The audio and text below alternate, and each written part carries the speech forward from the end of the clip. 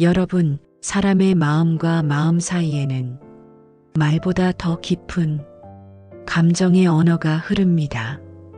특히 수십 년의 세월을 함께 지나온 가장 가까운 가족일수록 100마디의 위로보다 그저 말없이 바라보는 따뜻한 눈빛 하나, 분주하게 차려내는 밥 한 끼가 더 많은 것을 이야기해 줄 때가 있습니다. 어느 늦은 저녁, 결혼한 딸아이가 혼자 집을 찾아왔습니다. 초인종 소리에 문을 열고 들어서는 그 순간 부모의 오랜 본능이 마음속 경종을 울렸습니다. 얼굴빛은 평소보다 그늘져 있었고 걸음마다 평소의 경쾌함 대신 무거운 기운이 묻어났습니다.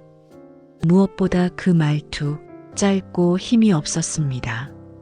예전 같았으면, 아니 불과 몇 년 전이 저였다면 마음의 조급함이 앞서 바로 물었을 겁니다. 무슨 일 있니? 혹시 남편이랑 다투었어? 시댁에서 힘든 일이라도 있었니? 하지만 그날은 마치 보이지 않는 힘이 입을 막는 것처럼 그저 아무 말도 하지 않았습니다. 대신 묵묵히 따뜻한 꿀차 한 잔을 건네고 딸아이가 가장 좋아하는 푹신한 소파 자리를 내어주며 그저 조용히 곁을 지켜주었을 뿐입니다. 그렇게 얼마의 시간이 흘렀을까? 딸은 아무 일 없었다는 듯 자리에서 일어나 돌아갔고 이틀 뒤 짧은 문자 한 통이 도착했습니다. 엄마, 그날 아무 말도 안 해줘서 고마워요. 누가 뭐라도 한마디 했다면 정말 무너졌을 것 같았어요. 그 한 줄의 문장이 참으로 오랫동안 가슴에 남았습니다. 말없이 건넸던 침묵의 시간이 폭풍우 치던 딸의 마음을 지켜주는 단단한 방파제이자 가장 큰 위로가 되었던 겁니다. 여러분, 우리 부모는 자녀의 얼굴만 봐도 압니다. 말하지 않아도 눈빛으로, 걸음걸이로, 심지어 전화기 너머 숨소리만으로도 자녀가 지금 어떤 상태인지 알아차립니다. 그것은 수십 년의 세월이 만들어준 이성으로 설명할 수 없는 사랑의 본능이니까요. 그런데 여기서 우리가 놓치지 말아야 할 가장 중요한 지점이 있습니다. 그것을 안다고 해서 모두 말할 필요는 없다는 사실입니다. 오히려 안다고 생각하기에 더욱 침묵해야 할 때가 있는 법입니다. 자녀가 어릴 때는 세상의 모든 위험으로부터 아이를 지켜내기 위해 뭐든 물어보고 알려주고 미리 챙겨주는 것이 최고의 사랑이었습니다. 하지만 20해 넘게 품 안에서 기른 아이가 자신만의 세상으로 나아가 어른이 된 순간부터 사랑의 방식은 완전히 달라져야 합니다. 성인이 된 자녀에게 과거의 사랑 방식은 때로는 부담이 되고 숨막히는 간섭처럼 느껴질 수 있습니다. 진심 어린 조언이 날카로운 판단으로 들리고 따뜻한 위로가 오히려 마음을 닫게 만드는 역효과를 낳기도 합니다.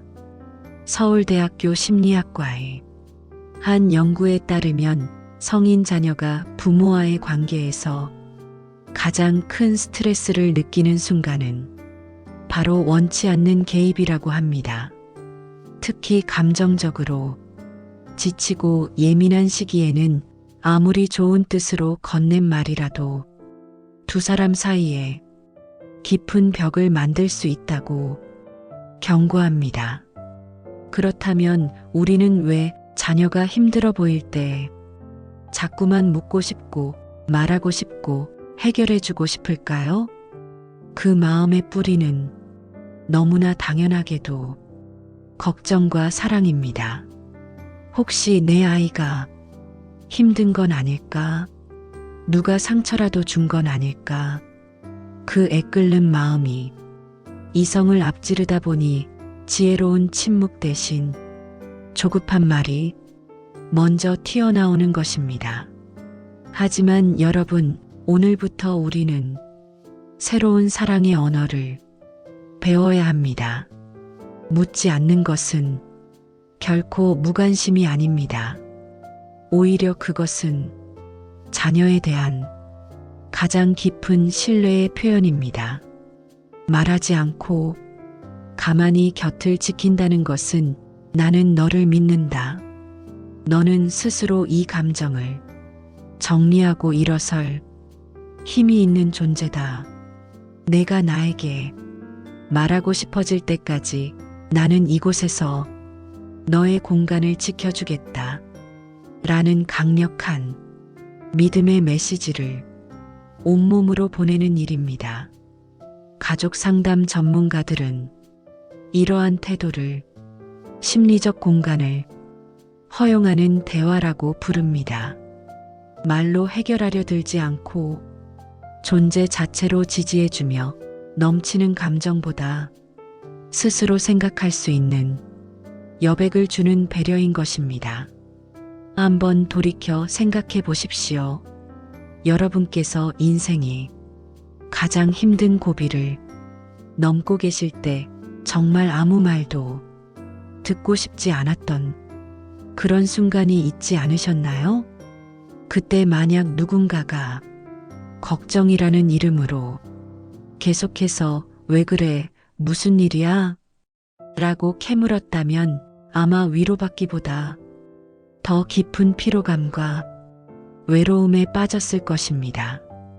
반대로 그저 말없이 등을 토닥여주거나 아무것도 묻지 않은 채 따뜻한 차 한 잔을 건네며 옆에 있어준 사람이 있었다면 오히려 그 침묵 속에서 마음이 천천히 열리고 진정한 위로를 받았던 경험이 있으실 겁니다. 자녀도 똑같습니다. 때로는 부모의 강함이 필요합니다.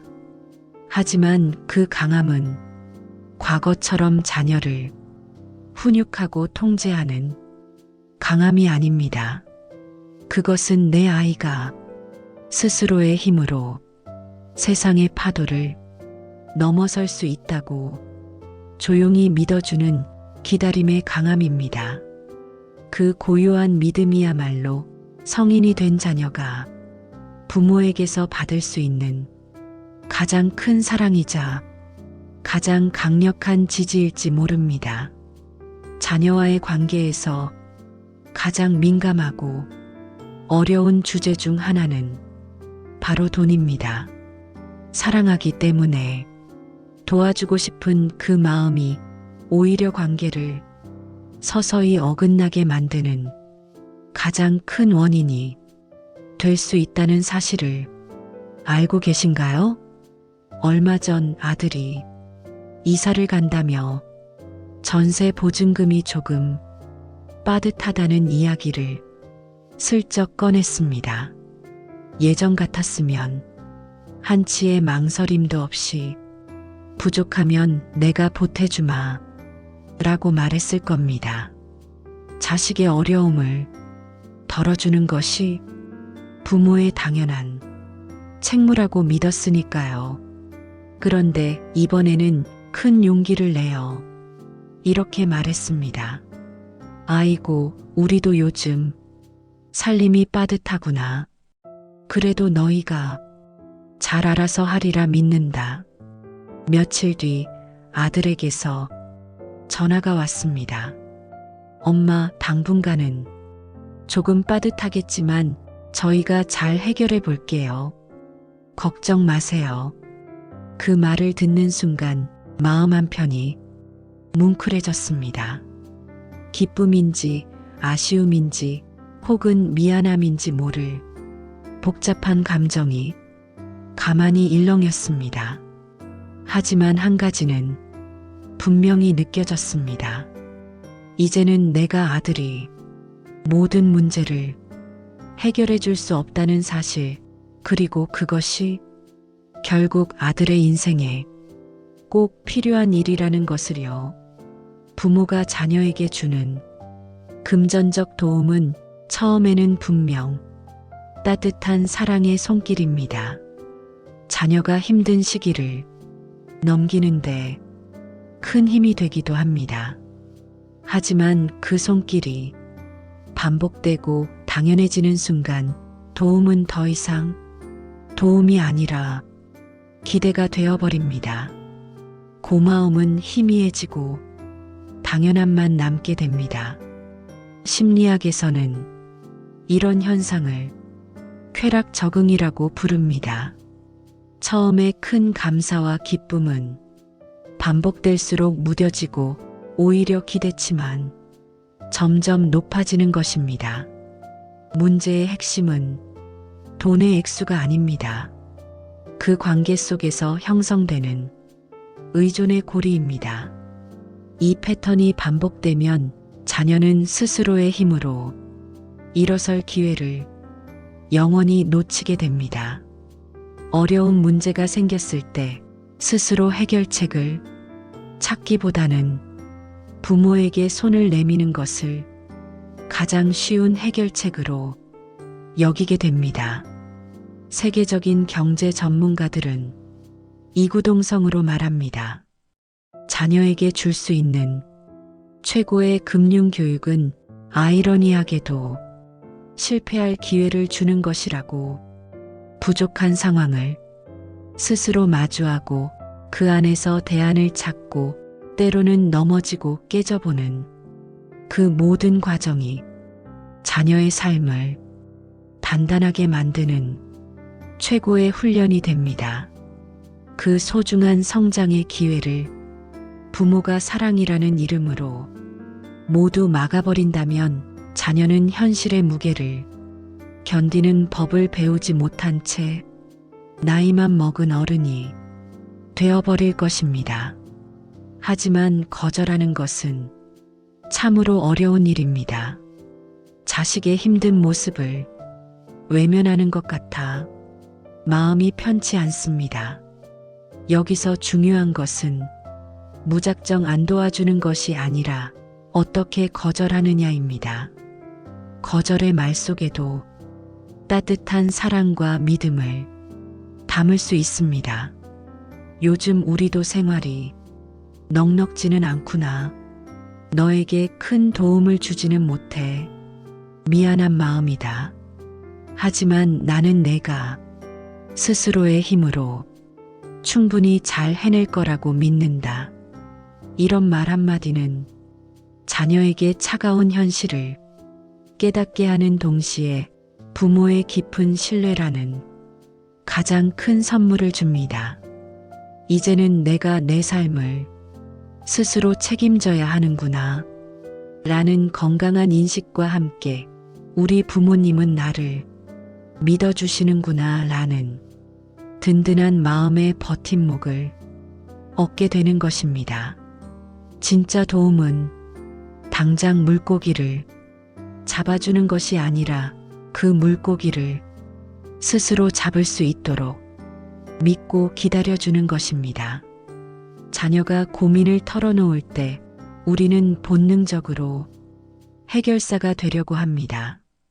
그럴 땐 이렇게 해봐. 엄마 말 들어. 이게 더 나아. 수십 년의 인생 경험을 바탕으로 가장 빠르고 효율적인 해결책을 제시해주고 싶은 마음에서 비롯된 진심 어린 조언입니다. 하지만 자녀의 반응은 대부분 냉담합니다. 입을 닫아버리거나 엄마는 내 마음을 몰라요라며 오히려 짜증을 내기도 합니다. 그럴 때 우리는 깊은 서운함을 느낍니다. 내가 너를 위해서 해주는 말인데 어디서부터 잘못된 것일까? 문제는 조언의 내용이 아니라 조언의 순서에 있습니다. 자녀가 원하는 것은 정답이 아니라 공감이기 때문입니다. 하버드 대학교의 의사소통 연구에 따르면 사람들은 자신의 이야기가 평가받을 때보다 경청받을 때 더 깊은 유대감을 느끼고 마음의 문을 연다고 합니다. 특히 감정적으로 힘든 상태에서는 아무리 좋은 조언이라도 너는 틀렸고 내 말이 맞다는 판단처럼 느껴져 오히려 강한 반발심을 불러일으킵니다. 그렇다면 어떻게 해야 할까요? 방법은 의외로 간단합니다. 충고 대신 따뜻한 질문을 던지는 것입니다. 그때 내 마음이 정말 힘들었겠구나. 가장 힘들었던 건 뭐였니? 그 상황에서 내가 정말로 원했던 건 뭐였을까? 그래서 앞으로 어떻게 해보고 싶어? 이런 질문들은 자녀를 방어적으로 만들지 않고 스스로 자신의 감정을 들여다보고 정리할 소중한 기회를 줍니다. 그리고 그 질문 속에서 자녀는 부모의 깊은 믿음을 느낍니다. 우리 부모님은 나를 가르치려 하는 게 아니라 내 이야기를 들어주려고 하시는구나. 한 아버지는 이런 경험을 이야기했습니다. 아들이 직장 상사와의 갈등으로 퇴사를 고민하고 있다는 이야기를 꺼냈을 때 예전 같았으면 요즘 취업이 얼마나 힘든데 절대 안 된다 라며 호통부터 쳤을 겁니다. 하지만 그날은 꾹 참고 이렇게 물었다고 합니다. 그 상사 밑에서 내가 가장 견디기 힘든 점이 무엇이었니? 그러자 아들은 1시간 넘게 자신이 겪었던 부당함과 서름을 쏟아냈고 이야기를 마친 뒤 스스로 이렇게 말했다고 합니다. 아빠, 말하다 보니까 제가 정말로 원하는 게 퇴사가 아니라 제 자신을 지키는 방법을 찾는 거였네요. 내일 다시 한번 부딪혀 보겠습니다. 그 순간 아버지는 깨달았다고 합니다. 자식을 위한 진짜 조언은 내가 주는 정답이 아니라 자녀가 스스로 정답을 찾도록 도와주는 질문이라는 것을요. 물론 모든 질문이 좋은 것은 아닙니다. 왜 그렇게 멍청하게 행동했어? 도대체 무슨 생각으로 그런 결정을 한 거니? 와 같은 질문은 질문의 형식을 띤 비난일 뿐입니다. 질문을 할 때는 반드시 따뜻한 공감을 바탕에 깔고 자녀가 자신의 생각을 자유롭게 펼칠 수 있도록 열린 방식으로 표현하는 것이 중요합니다. 부모의 말 한마디가 자녀를 밀어내는 벽이 될 수도 있지만 서로를 깊이 이해하는 따뜻한 다리가 될 수도 있습니다. 마지막으로 부모가 버려야 할 가장 아픈 말 습관은 바로 비교입니다. 누구네 아들은 이번에 승진했다던데 내 친구 딸은 어쩜 그렇게 부모한테 잘하니? 부모 입장에서는 자녀에게 건강한 자극을 주고 싶고 더 잘했으면 하는 응원의 마음에서 꺼낸 말일 수 있습니다. 하지만 자녀가 이 말을 들었을 때 그 마음 속에는 어떤 감정이 피어날까요? 나는 역시 부족한 자식이구나. 나는 부모님의 기대에 미치지 못하는구나. 나는 결국 남과 비교되는 존재일 뿐이구나. 한 심리 연구에 따르면 성인 자녀가 부모에게 가장 깊은 상처를 받았던 말 1위가 바로 다른 사람과의 비교였습니다. 그 어떤 비난보다도 자녀의 자존감의 뿌리를 송두리째 흔드는 가장 아픈 언어인 것입니다. 우리가 꼭 기억해야 할 것은 비교는 결코 동기부여가 아니라 깊은 위축을 낳는다는 사실입니다. 자녀는 이미 치열한 사회 속에서 수많은 비교의 압박을 견디며 살아가고 있습니다. SNS 속 화려한 타인의 삶, 앞서가는 친구들의 소식에 이미 충분히 지쳐 있을지도 모릅니다. 그런데 세상에서 가장 편안해야 할, 가정에서마저 세상 유일한 내 편이어야 할 부모로부터 또다시 비교를 당한다면 자녀는 결국 이렇게 느끼게 됩니다. 나는 이 세상 어디에서도 온전히 인정받지 못하는 사람이구나. 그렇다면 우리는 비교 대신 어떤 말을 해야 할까요? 그것은 바로 따뜻한 인정의 말입니다. 결과가 어떻든 내가 지금까지 해온 그 노력 자체가 참으로 자랑스럽구나. 다른 사람이 뭐라고 하든 엄마 아빠 눈에는 내가 최고다. 너는 너만의 속도와 방식으로 아주 잘 가고 있으니 걱정하지 마라. 이런 말들은 자녀에게 세상 무엇과도 바꿀 수 없는 따뜻한 믿음을 줍니다. 그리고 그 믿음은 자녀의 마음속에 내면의 동기라는 가장 건강한 씨앗을 자라게 만듭니다. 누군가에게 잘 보이기 위해 혹은 뒤처지지 않기 위해 억지로 나아가는 것이 아니라 스스로 자신의 삶을 아름답게 가꾸고 싶다는 강력한 에너지가 자라나게 되는 것입니다.